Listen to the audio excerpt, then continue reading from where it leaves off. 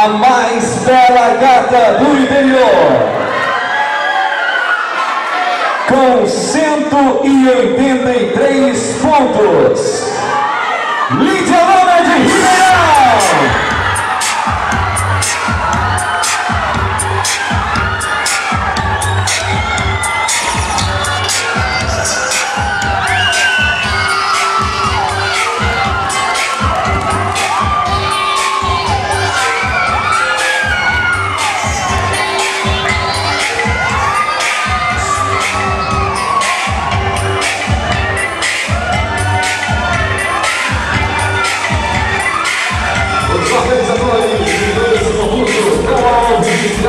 Júnior e ao fazer entrega dos prêmios da primeira colocada.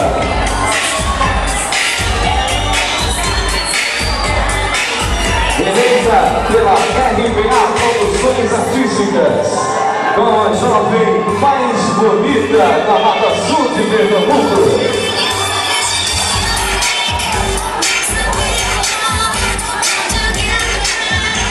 Lídia Luna de Ribeirão, agora ela está fazendo uso aí da passarela, a festa é dela, deixa ela comemorar, e a torcida também.